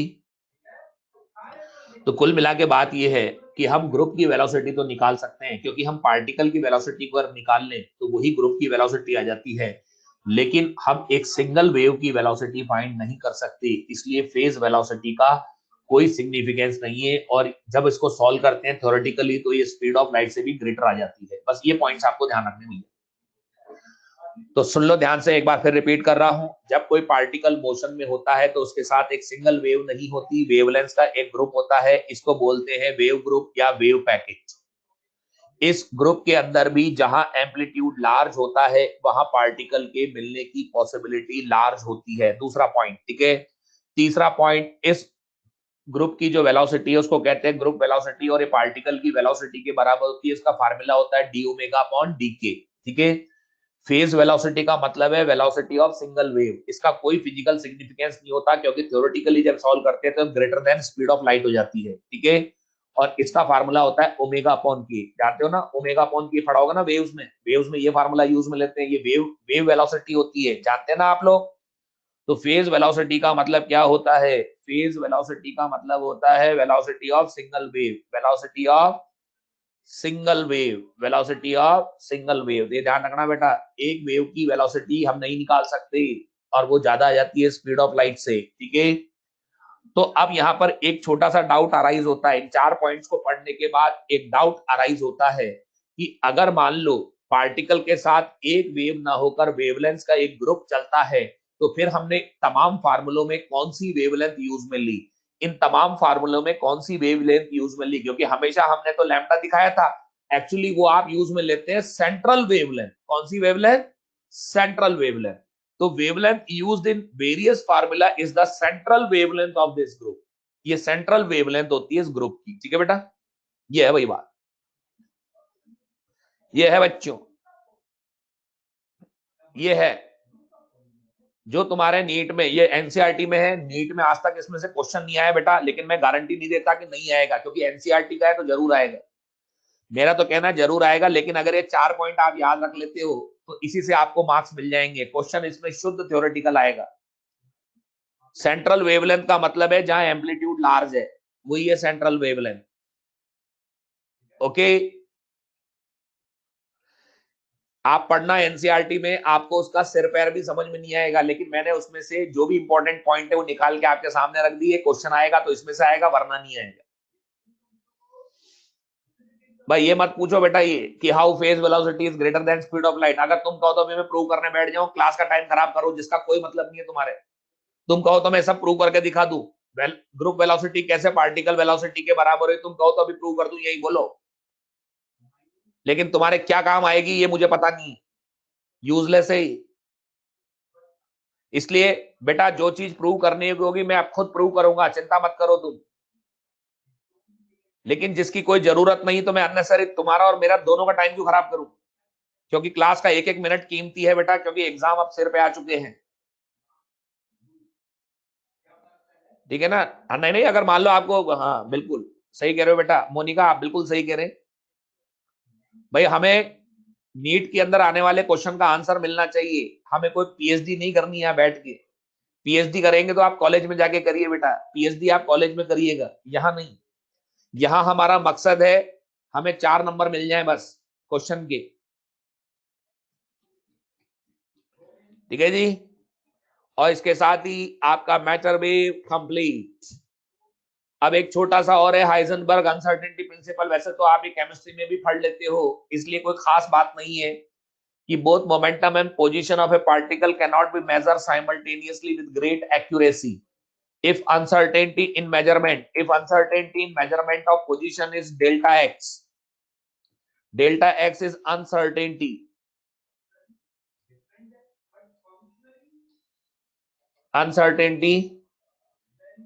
in measurement of position, और डेल्टा पी है uncertainty in measurement of momentum।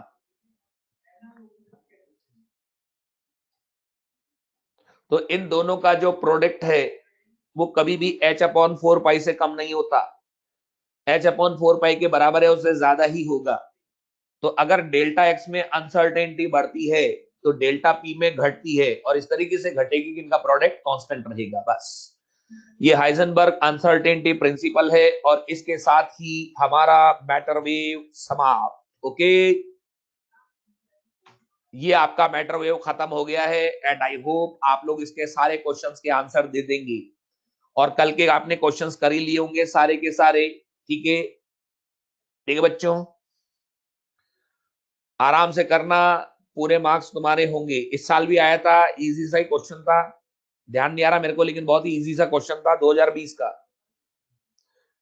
Very good very good, शाबाश बच्चों, इस तरीके से कर ले। मैं तो ये कहता हूं आपसे कि अब आप इस पोजीशन में हैं कि चाहे सीधा क्वेश्चन आवे चाहे टेढ़ा क्वेश्चन आवे, आप इजीली उसके 10 सेकंड में आंसर दे सकते हो बच्चों।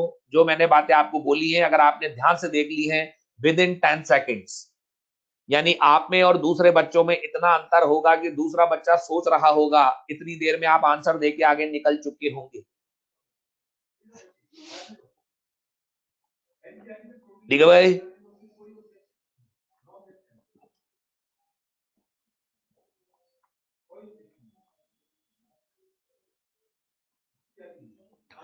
बिल्कुल मॉड्यूल और नोट्स को कर लीजिए, भर भर के क्वेश्चन सॉल्व करेंगी, रेस के क्वेश्चन भी कर लीजिएगा, और एक क्रॉप नाम की किताब होगी आपके पास, अगर नहीं है तो अब मिल जाएगी, तो उसके भी क्वेश्चन सॉल्व करिएगा। ठीक है जी, तो हमारा dual nature of matter and radiation जो एनसीईआरटी का चैप्टर है वो खत्म हो गया। हर साल इसमें से 3 क्वेश्चन आ रहे हैं भैया, फोटो इलेक्ट्रिक इफेक्ट और मैटर वेव मिलाकर 3 क्वेश्चन आ रहे हैं हर साल। क्या मैं उम्मीद करूं कि आप तीनों क्वेश्चन आप झपट लेंगे? क्या तीनों क्वेश्चंस के मार्क्स आप झपट लेंगे? शाबाश शाबाश, बहुत बढ़िया बहुत बढ़िया, बेहतरीन बेहतरीन, शाबाश बच्चों शाबाश। और इसके साथ ही आप अपने लिए तालियां बजाइए, तालियां फॉर योरसेल्फ, जोरदार क्लैपिंग। अब आप इस पोजीशन में हैं कि आप तीनों क्वेश्चंस के आंसर ला सकते हैं। अब बाकी के 3 क्वेश्चन के लिए अब हम आगे बढ़ेंगे। हम आगे बढ़ेंगे बाकी के 3 क्वेश्चंस के लिए। ओके, अब हम चालू करेंगे हमारा न्यूक्लिया।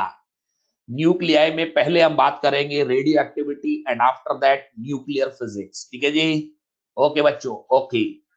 इसी डिटर्मिनेशन और इसी कॉन्फिडेंस के साथ आगे बढ़िए, जीत आप ही की होगी। हमारे इंडिया के ही नहीं, वर्ल्ड के यूथ आइकॉन है स्वामी विवेकानंद। स्वामी विवेकानंद ने यही कहा था कि युवा, यूथ जो चाहे वो कर सकता है। अगर यूथ ने ठान लिया कि उसे नीट क्वालिफाई करना है तो वो क्वालिफाई करके मानेगा। बस यूथ एक बार ठान ले। और उन्हीं ग्रेट यूथ आइकॉन की आज बर्थ एनिवर्सरी है, स्वामी विवेकानंद। ठीक है जी, स्वामी विवेकानंद ऐसे रहते थे वो, यूं हाथ ऐसे जो बांध के। ठीक है जी, स्वामी विवेकानंद यूथ आइकॉन।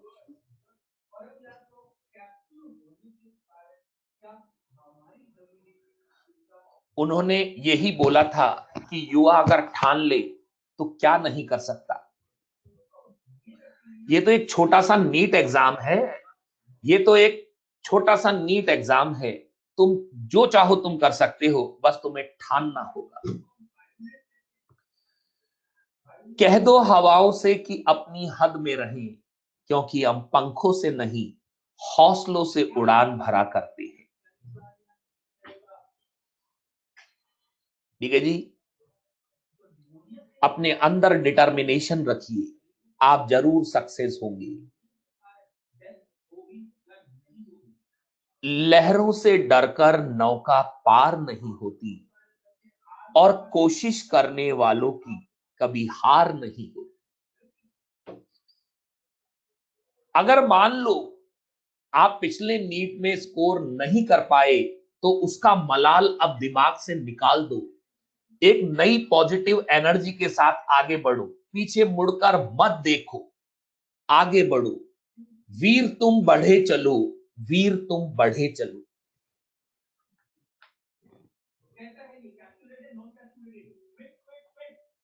ठीक है जी, कोई बात नहीं अभिषेक सिंह, 540 आए थे। अगर तू इसी जुनून से लगा रहा तो 640 होते देर नहीं लगेगी। ठीक है जी, अभिनव शर्मा 610 नंबर, तेरा तो हो जाना चाहिए था 610 है? तुम लोग तो हो गए होंगे ना बेटा, 610 612 तो हो जाता है सिलेक्शन।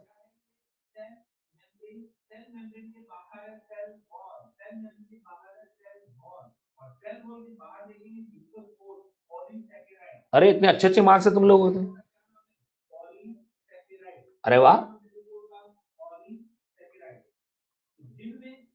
हाँ अच्छा राजस्थान, हाँ राजस्थान में तो हाई गई, राजस्थान में तो गड़बड़ हो गया पूरा। चलो कोई बात नहीं, राजस्थान में तो बहुत हाई चली गई, 600 के ऊपर चली गई राजस्थान में तो। चलिए ठीक है बच्चों, कोई बात नहीं, कोई बात नहीं। जो बीत गया सो बीत गया, जो बीत गया सो बीत गया। ठीक है जी, कोई बात नहीं, कोई बात, कोई बात।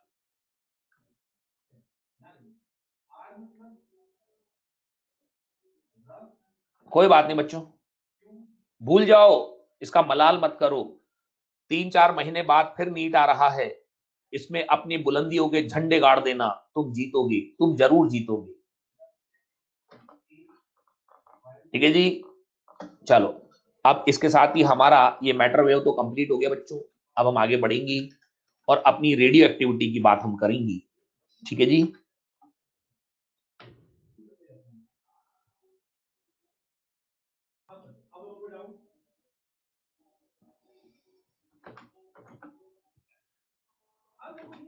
अब मैं रेडियो एक्टिविटी की स्लाइड लगा रहा हूं बेटा, तो आप जो है 1 मिनट के लिए रुकें।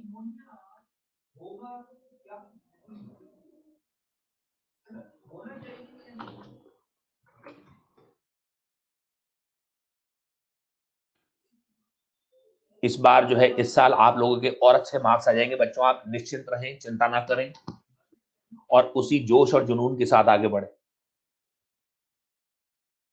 लहरों से डरकर नौका पार नहीं होती और कोशिश करने वालों की कभी हार नहीं होती। तुम जीतोगे, तुम जीतोगे। आपने एक सुना है, केस सुना भी, उड़ीसा के अंदर एक पर्सन जो है रिटायर हो गए थे बैंक की जॉब से, 64 इयर्स की एज में उन्होंने जाकर नीट फिर क्वालिफाई कर लिया, यानी 60 की उम्र में वो रिटायर हो गए थे और फिर 4 साल वो लगे रहे और फिर जीत गए, नीट क्वालिफाई कर डाला वो। ऐसा मैंने पढ़ा था न्यूज के अंदर, आपने भी सुना होगा।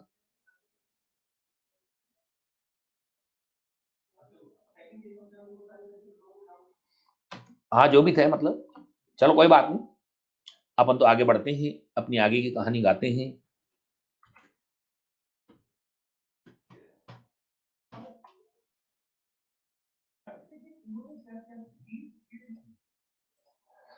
हाँ जी बच्चों, रेडियो एक्टिविटी की स्लाइड दिखाई दे रही है आप लोगों को? रेडियो एक्टिविटी की स्लाइड दिखाई दे रही है? Can you visualise the slide of radioactivity? जिसको दिखाई नहीं दे रही, गूगल क्रोम को रिफ्रेश कर लो या अपनी डिवाइस को रीस्टार्ट कर लो। तो बच्चों मेरा तो कहना आपसे ये है कि अगर आप कूद ही पड़े हो मैदान में, जब आपने ठान ही लिया है कि आपको नीट जो है क्वालिफाई करना है, तो डेफिनेटली आप जीतेंगे। और हमारी पूरी दुआएं आप लोगों के साथ है, और जहां भी आप मेहनत करोगे उससे दुगनी मेहनत हम कर डालेंगे आपके साथ। बस आप एक बार सेलेक्ट हो जाइए, हमारा तो यही कोशिश है। ठीक है जी।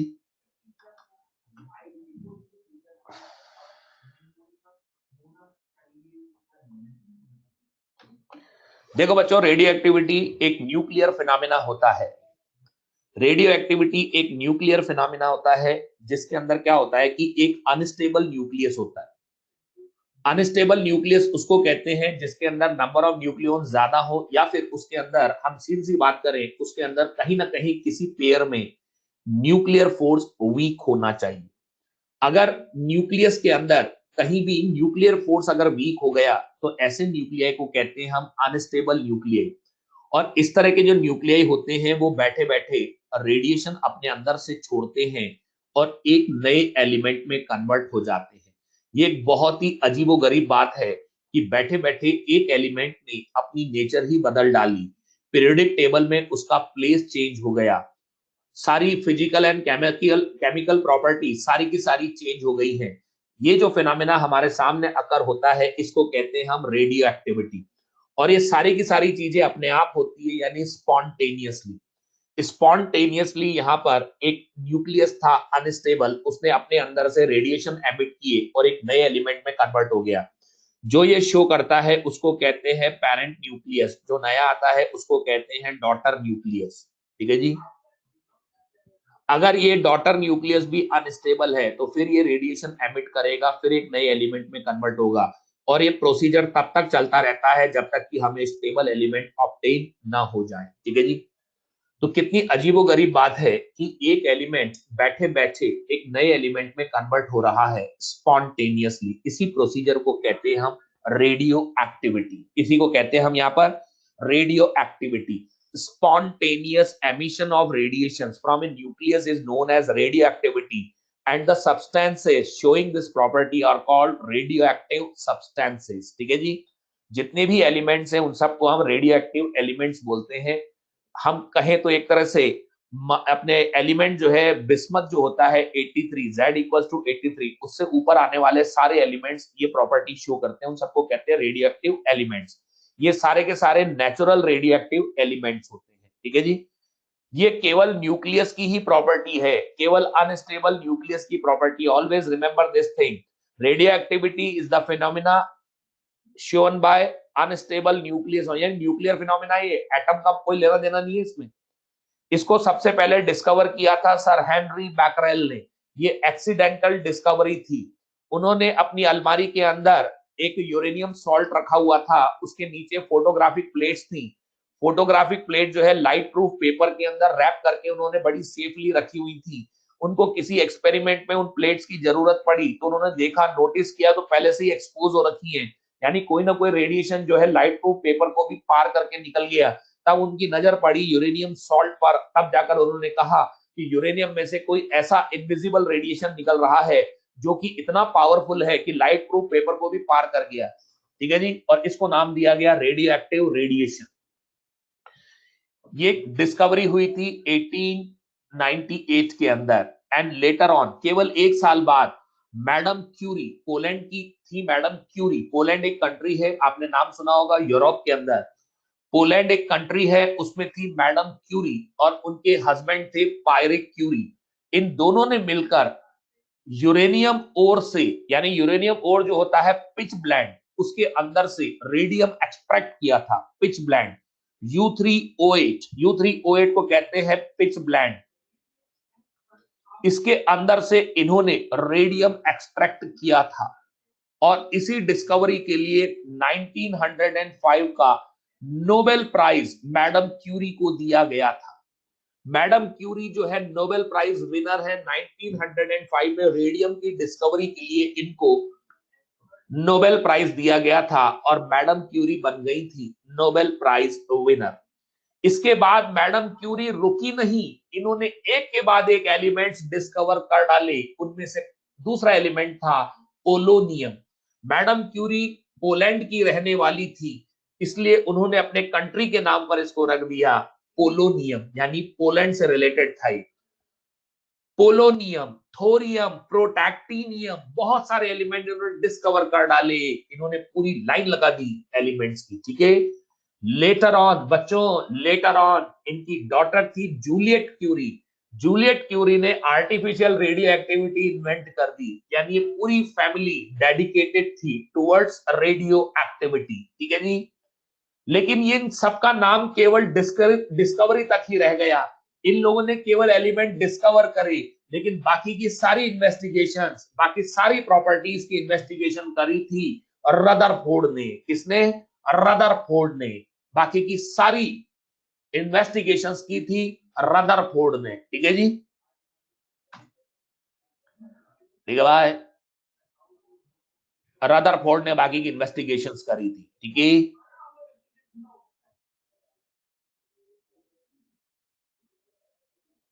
चलिए, अब रदरफोर्ड इन्वेस्टिगेशन की हम बात करेंगे। रदरफोर्ड ने क्या करा कि जो रेडियो एक्टिव रेडिएशन था इसको एग्जामिन किया। रदरफोर्ड ने सबसे पहले जो रेडियो एक्टिव रेडिएशंस निकल रहे थे इन्हीं को एग्जामिन किया। इन रेडिएशंस को इन्होंने पास किया through magnetic field and electric field. देखिए, ये मैग्नेटिक फील्ड है बेटा, क्रॉस आपको दिखाई दे रहे होंगे स्क्रीन पर। मैग्नेटिक फील्ड की डायरेक्शन है perpendicular to the plane and inverse. दिख रहा है आप लोगों को? क्या आपको ये नजर आ रहे हैं? क्रॉस दिखाई दे रहे हैं क्या? अब इन्होंने एक लेड कंटेनर में, याद रखिए लेड कंटेनर में क्यों रखा गया कि lead is the best absorber of radiation. अब देखो बच्चों, यहां पर मेरे को फिर याद आती है डी ब्रोगली की बात कि हमारी नेचर ने हार्मफुल रेडिएशंस बनाए हैं तो उनको एब्जॉर्ब करने वाले मटेरियल भी बनाए हैं। ये हमारी नेचर की सिमेट्री नहीं तो और क्या है बताओ। Lead is the best absorber of radiation. ये गामा रेस को भी एब्जॉर्ब कर लेता है बेटा। अब तक डिस्कवर की गई सबसे हार्मफुल जो रेडिएशन है गामा रेस, उनको भी एब्जॉर्ब कर लेता है। अब जैसे ही मैग्नेटिक फील्ड के अंदर रेडियो एक्टिव रेडिएशन को पास किया गया, ये देखिए, दिखा आपको? दोबारा देखो, जैसे ये रेडिएशन को पास किया गया तो जितने भी रेडियो एक्टिव एलिमेंट्स थे वो अपनी नेचर के अकॉर्डिंग अपने पाथ से डेविएट हो गए। तो अगर अपन रूल से देखें इसको, स्लैप रूल अगर लगावे तो स्लैप रूल से पॉजिटिव जाएंगे आपके लेफ्ट हैंड साइड, नेगेटिव जाएंगे आपके राइट हैंड साइड, और जिस पर कोई चार्ज नहीं है अनडेविएटेड वो स्ट्रेट फॉरवर्ड निकल जाएंगे। दिख रहा है आपको? Gamma rays undeviated straight forward निकल गई। अल्फा और पॉजिट्रॉन आपके लेफ्ट हैंड साइड आए और इलेक्ट्रॉन आपके यानी बीटा पार्टिकल आपके राइट हैंड साइड गया। सिमिलरली अगर इलेक्ट्रिक फील्ड में लगावे, जैसे इलेक्ट्रिक फील्ड प्रोड्यूस की गई, आप देख सकते हैं आपके लेफ्ट हैंड साइड पर हाई पोटेंशियल और राइट हैंड साइड पर लो पोटेंशियल। वही लेड कंटेनर आ गया, रेडियो एक्टिव सब्सटेंस आ गया, ये रेडिएशन निकल गया।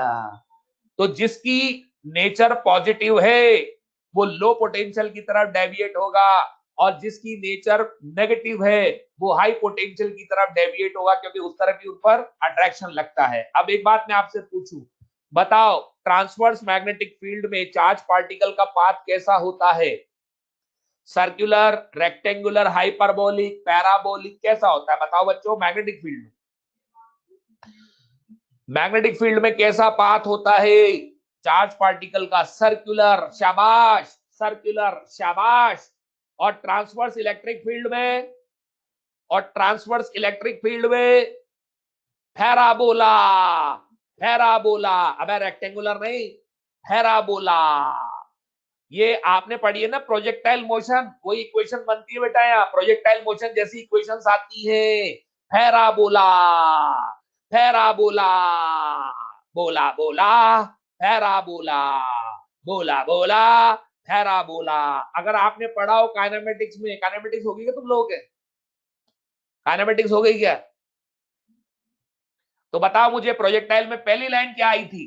प्रोजेक्टाइल में पहली लाइन ये आई होगी कि when force is constant the path of the particle is parabola, parabola। जब फोर्स कांस्टेंट हो और एक्सेलरेशन और वेलोसिटी वेक्टर पैरेलल ना हो तो path parabola, parabola, parabola, parabola. जब वेलोसिटी और एक्सेलरेशन नॉन कोलिनियर हो, नॉन कोलिनियर हो तो पाथ पैराबोला, बोला बोला, पैराबोला। ठीक है जी। तो बच्चों बीटा प्लस पॉजिट्रॉन है, एंटी पार्टिकल ऑफ इलेक्ट्रॉन है, अल्फा हीलियम है, न्यूक्लियाई। बीटा माइनस इलेक्ट्रॉन होता है gamma rays, high energetic, EMW radiation है, इलेक्ट्रोमैग्नेटिक। ओके ओके भाई, क्लियर?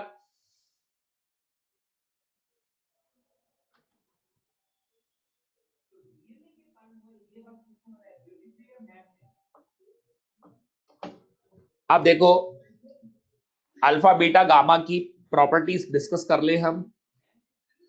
अल्फा और बीटा रेस पार्टिकल्स होते हैं बेटा, ये मैटर पार्टिकल्स हैं। अल्फा और बीटा मैटर पार्टिकल्स है, क्योंकि चार्ज केवल उन्हीं पार्टिकल्स पे हो सकता है जिनका रेस्ट मास जीरो ना हो, जबकि गामा रेज होते हैं वो हाई एनर्जेटिक रेडिएशन है, या आप सीधे बोलो इलेक्ट्रोमैग्नेटिक वेव्स हैं।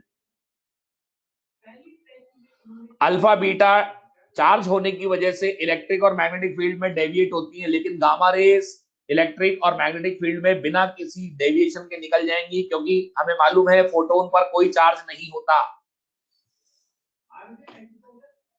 देखो अगर मैं आयोनाइजेशन पावर की बात करूं, आयोनाइजेशन का मतलब क्या होता है कि अगर हम किसी गैस मॉलिक्यूल पर रेडिएशन इंसिडेंट करें और वो रेडिएशन उसके इलेक्ट्रॉन को निकाल बाहर करे तो एटम पर चार्ज आ जाता है। This procedure is known as ionisation. Alpha की साइज बहुत बड़ी होती है बेटा, अल्फा की साइज बहुत बड़ी होती है। अल्फा के अंदर 2 न्यूट्रॉन और 2 प्रोटॉन होते हैं, 2 न्यूट्रॉन 2 प्रोटॉन होते हैं। ये पिछले साल का क्वेश्चन है 2019 का, 2019 में यही क्वेश्चन आया था, व्हाट इज अल्फा। अब बताओ इससे सिंपल कोई क्वेश्चन की उम्मीद कर सकते हो क्या? What is alpha, what is alpha. तो उसमें था 2 न्यूट्रॉन 2 प्रोटॉन। अब उसमें भी कई लोग अपनी कलाकारियां दिखाया है, क्योंकि अल्फा को हम हीलियम न्यूक्लियस से रिप्रेजेंट करते हैं, अल्फा को हम हीलियम न्यूक्लियस से रिप्रेजेंट करते हैं, तो इसमें एक ऑप्शन था 2 न्यूट्रॉन 2 प्रोटॉन 2 इलेक्ट्रॉन। तो देखो कलाकारों की कलाकारी, उसको ही टिक करिया है, कैसे मतलब अजीब है। समझ रहे हो बात को? जब तुम्हें पता है कि अल्फा एक चार्ज पार्टिकल है तो 2 इलेक्ट्रॉन अगर हो जाएंगे तो एटम ही न्यूट्रल हो गया, न्यूट्रल एटम हो गया, तो गलत हो गया ना। तो कभी भी भूल के भी हीलियम को हीलियम मत बोलना, helium nucleus. Alpha is actually helium nucleus, alpha is helium nucleus. इस पर +2 चार्ज होता है। ठीक है जी। इसकी आयोनाइजेशन पावर सबसे ज्यादा होती है बेटा, इसीलिए एयर में ज्यादा डिस्टेंस नहीं ट्रेवल कर पाता। भाई जो आयोनाइज ज्यादा करेगा वो आयोनाइजेशन में अपनी एनर्जी लूज करेगा बेटा, टक्कर में तो एनर्जी लॉस करेगा ना बार बार, तो टक्कर में अपनी एनर्जी का लॉस करेगा तो ज्यादा डिस्टेंस ट्रेवल नहीं कर पाएगा, इसलिए कुछ ही सेंटीमीटर चल पाता है। यानी किसी भी छोटे से कागज को भी लगा दोगे तो वो भी रोक लेगा अल्फा को। इलेक्ट्रोमैग्नेटिक फील्ड के अंदर इसका डिफ्लेक्शन बहुत स्मॉल होता है क्योंकि हैवी पार्टिकल है ये। बीटा जो होता है वो मॉडरेट होती है इसकी आयोनाइजेशन पावर, और 1 मीटर तक चला जाता है एयर में। 5 सेंटीमीटर एल्यूमिनियम की थिकनेस को पेनेट्रेट कर सकता है। लार्ज डिफ्लेक्शन होता है। गामा रेज, इसकी आयोनाइजेशन पावर सबसे कम होती है। ये लीस्ट डिस्टेंस, इसकी जो डिस्टेंस है वो 1 किलोमीटर तक हो जाती है, और 10 सेंटीमीटर के लेड को भी पार कर जाता है। ठीक है जी। और इलेक्ट्रोमैग्नेटिक फील्ड में इसका किसी तरह का कोई डेविएशन नहीं होता। तो बेटा ध्यान रखना, जिसका आयोनाइजेशन पावर लार्ज होगा उसका पेनिट्रेशन पावर कम हो जाएगा, उल्टा हो जाता है। जो जितना ज्यादा आयोनाइज करेगा फटाफट एनर्जी लॉस करेगा, तो पेनिट्रेशन उतना ही कम हो जाएगा। ठीक है जी। ठीक है, ठीक है भैया, ठीक है भैया, ओके।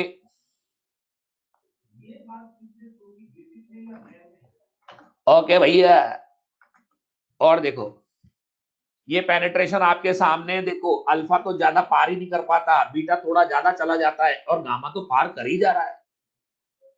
धक धक धक धक धर धर धर धर धर धर धर धर धर धर धर पार करे जा रहा है गामा, धर धर धर धर धर धर धर धर धर, जबकि बीटा तो कम पार किया, और अल्फा तो पार ही नहीं कर पाया। धर धर धर धर। ठीक है जी,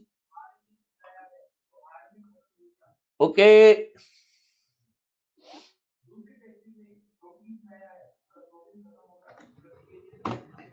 अल्फा, देखो अल्फा जब निकलता है, हीलियम न्यूक्लियस होता है बच्चों। अब यहां से चालू होती है हमारी न्यूक्लियर रिएक्शंस। अब चालू होती है हमारी nuclear reactions, alpha decay. Nuclear reactions में दो मोटी मोटी बातें दिमाग में रखना।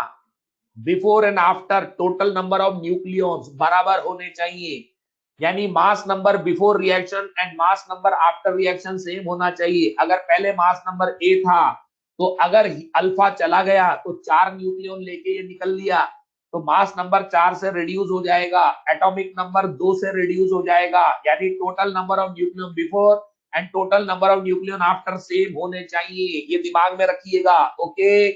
ऐसे न्यूक्लियस में से अल्फा निकल के भाग गया, देखिए आपकी स्क्रीन पर अल्फा इज रनिंग। ठीक है जी, 2 न्यूट्रॉन 2 प्रोटॉन, 2 न्यूट्रॉन 2 प्रोटॉन। ठीक है जी।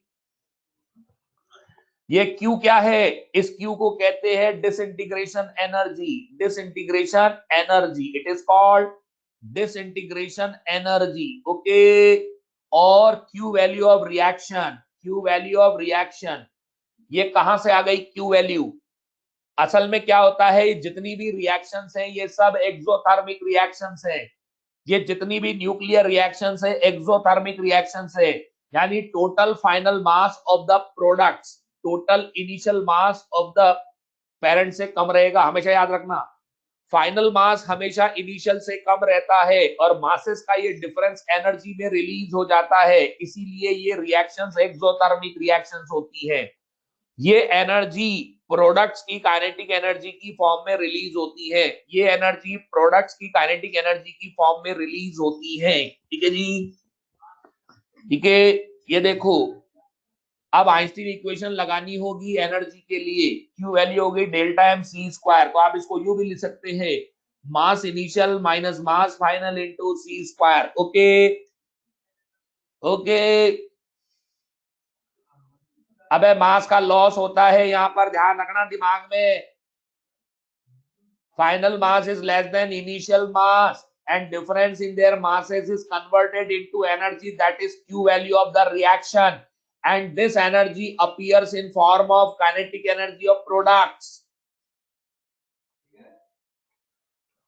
मास नंबर सेम होता है, मास सेम नहीं होता। कलाकारों ढंग से सुनो, मास और मास नंबर अलग अलग चीज होती है। सुनो इधर, मान लो एक वेइंग मशीन है, इस वेइंग मशीन पे 4 बच्चे खड़े हैं। अब मैं इन चारों बच्चों का बैग उतार के लिए आया, तो बताओ वेइंग मशीन की रीडिंग क्या होगी? वेइंग मशीन की रीडिंग क्या होगी? कम हो जाएगी। लेकिन क्या बच्चों का नंबर कम हो गया?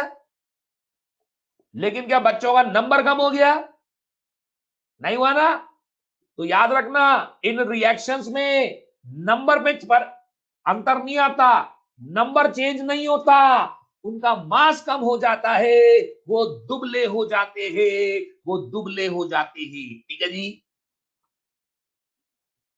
तो याद रखना, न्यूक्लियर रिएक्शंस में नंबर ऑफ न्यूक्लियॉन सेम रहते हैं, लेकिन उनका मास कम हो जाता है, मतलब वो दुबले हो जाते हैं। समझ गए?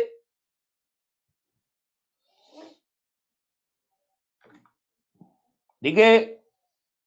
अब एक बहुत ही इंपॉर्टेंट बात मैं बताने जा रहा हूं।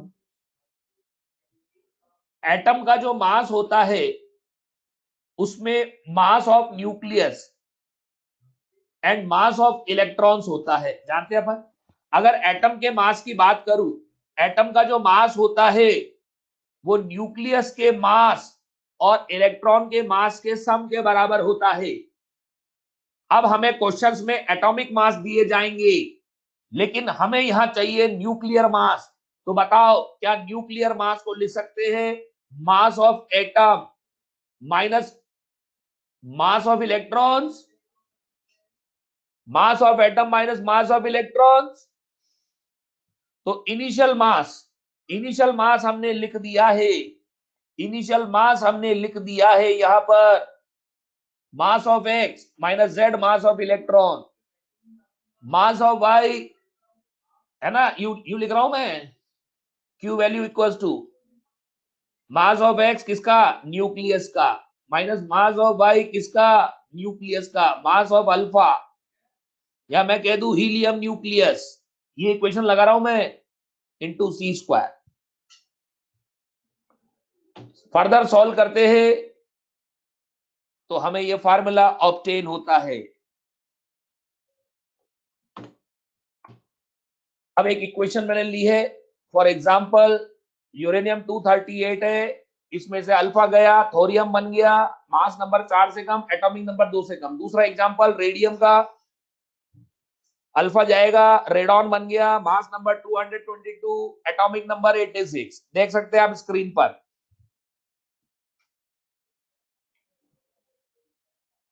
तो mass of nucleus is equal to mass of atom minus mass of electron. असल में क्या बेटा, क्वेश्चन में एटॉमिक मास देते हैं, एटॉमिक मास में इलेक्ट्रॉन का मास भी शामिल होता है, जबकि यहाँ जो मास डिफेक्ट होता है ये न्यूक्लियस का मास होता है। तो हमने न्यूक्लियर मास को एटॉमिक मास में कन्वर्ट कर लिया, न्यूक्लियर मास को एटॉमिक मास में कन्वर्ट किया है।